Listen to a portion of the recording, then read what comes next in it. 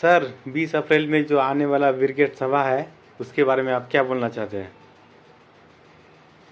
आपका चैनल के माध्यम से हमारे ग्वालपहर के अवाम से हम दरख्वास्त करते हैं कि आने वाला 20 तारीख को जो हम लोगों का कृषक सभा, खेत मजदूर, CITU, CPIM, DYFI के तरफ से ब्रिगेड सभा बुलाया गया है। इसके पीछे मकसद है कि जो सेंट्रल सरकार और स्टेट सरकार, हमारे स्टेट में ममता बनर्जी की सरकार चल रही है और सेंट्रल में नरेंद्र मोदी के नेतृत्व में बीजेपी की सरकार है। आज इस सरकार का स्टेट में 2011 के बाद अभी ये 14-15 साल का हुकूमत होता है और 2014 में आने के बाद 11 साल का हुकूमत सेंट्रल का होता है। ये 11 साल और 15 साल का दौरे हुकूमत में आम इंसान, चाहे वो किसान हो, रिक्शा चालक हो, वैन चालक हो, छोटा मोटा बिजनेस करने वाला हो, चाहे वो नोटबंदी का मामला में हो या फिर लॉकडाउन के टाइम हो, आम जनता को, परिযায়ী श्रमिक जिसको हम लोग कहते हैं, यहाँ से बाहर जाकर के जो खटते हैं, केरल में, पानीपत में, हरियाणा में, दिल्ली में, इन लोगों को जो परेशानी उठाना पड़ रहा है अब तक, इन लोगों का आवाज़ बन करके हम लोग जो है कलकत्ता में ब्रिगेड का सभा बुलाया है। और ये अभी कुछ दिन पहले आप सब कुछ देख रहे हैं कि बंगाल में तकरीबन 26,000 नौकरी चला गया हाई स्कूल का। ये हाई स्कूल का जो 26,000 नौकरी गया, सुप्रीम कोर्ट जो इसको बातिल किया पूरा पैनल को, इसका असर सीधा सीधा जो है हमारे इस इलाके के पूरे मगरबी बंगाल के गरीब किसान, खेत मजदूर के बच्चों के पढ़ाई के ऊपर पड़ गया है। ये अभी पता नहीं ये मामला कब क्लियर हो, कब बहाली हो। एक ही बहाली हुआ था 2016 में, वो भी बातिल हो गया। स्कूल में टीचर नहीं है, बच्चों को तरह तरह का मुश्किलात सामना करना पड़ता है।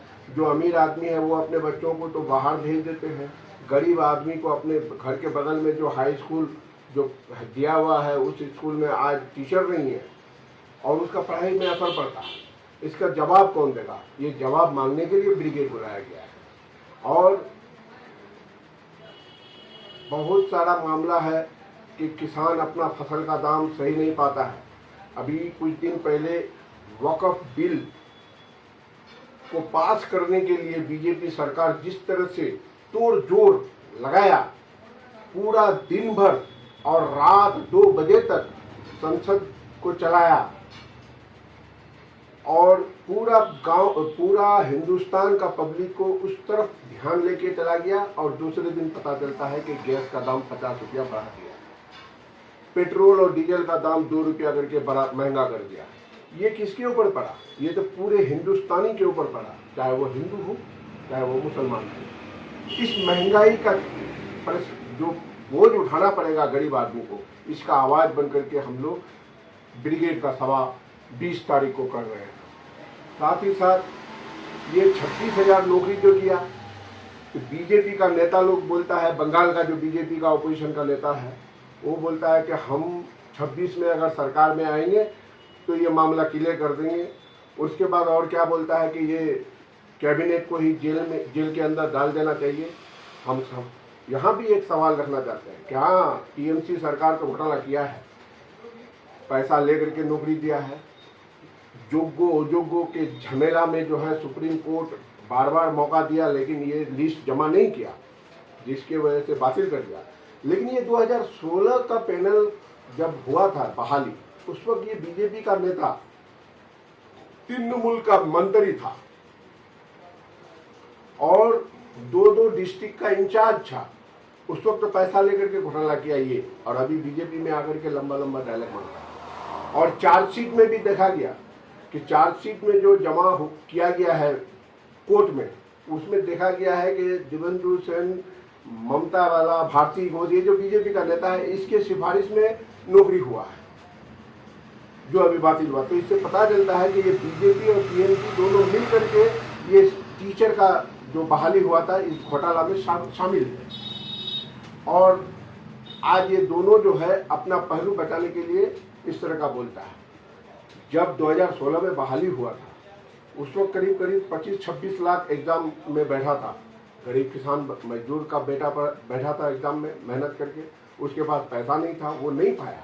उनमें से कुछ लड़का हाईकोर्ट किया कि हमारा क्यों नहीं हुआ, हम जिसका जिसका हुआ है वो हमारे मेरिट से ये वो नहीं है, वो हाई स्कूल का बनान नहीं करना जानता है।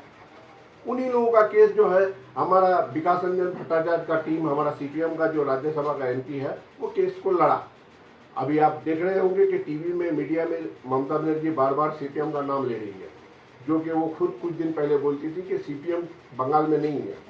अभी वो सीपीएम का नाम ले रही है। उसके पीछे वजह यही है कि जोग्य अयोग्यों का ये लड़ाई, टीचर का दुर्नीति का ये लड़ाई सीपीएम ही बंगाल में लड़ता है। ये तृणमूल और बीजेपी के इसमें पब्लिक ना जाए।